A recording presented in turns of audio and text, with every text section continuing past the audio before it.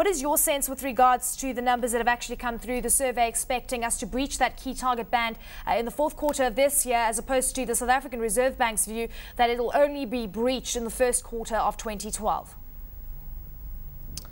Well, the numbers that have come out, I think, are very much in line with what the market has suggested, especially if one looks at 2012, with the market expecting that to head up to 6.1% and then declining to 6% in 2013.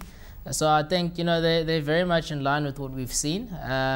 It's good to see that across the different social groups there's sort of a central point around the upper targets of the inflation band. So I mean, it does suggest that all analysts, the business people and the trade unions, neither of them see inflation really running out of control over the foreseeable future, which is encouraging, I think, for the Reserve Bank, especially given that we are in a period where inflation is expected to run up, and the fact that their estimates are looking at inflation remaining around 6%. It's good for let's say the survey results and what it has for the inflation outlook going forward. Absolutely. And with regards to the fact that we actually see across the board expectations sitting at around the 6% or so going into next year, what's interesting to note is that some are of the view that we could actually see an increase in rates going into next year. What are the likelihoods, do you think, of this happening? And was it also seen across the board that there was a view that would actually see 0.5% rate hike also?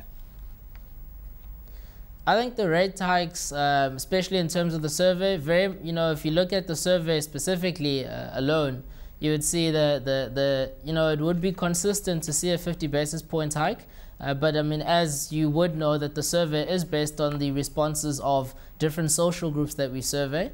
In terms of our own view, we see it very unlikely that the central bank will hike rates in 2012.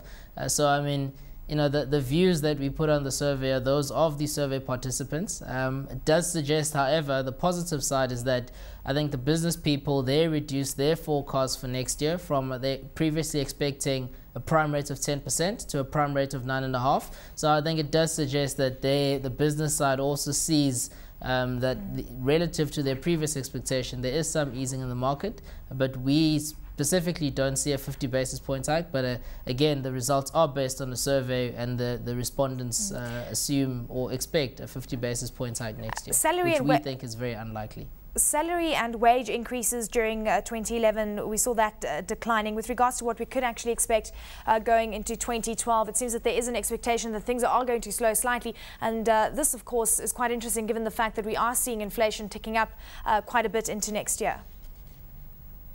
I think that's one of the positive developments that have come through in the survey. For a few years now, the rates of salary and wage increases has been seen to potentially fuel the inflation going forward, raising business costs and as a result input costs and resulting in prices on the consumer side.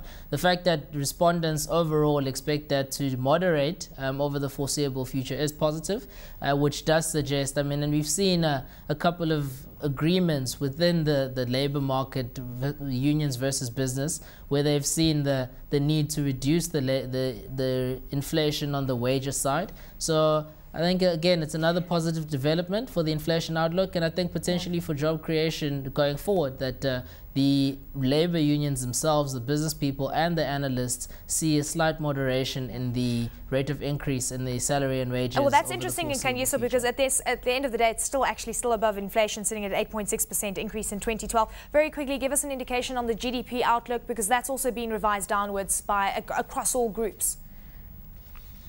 Yes, that has been revised downwards. It does appear that the respondents do foresee, again, I think it's what the market has been talking about for a while, that the European issues may be filtering into the domestic market, affecting the exporters specifically.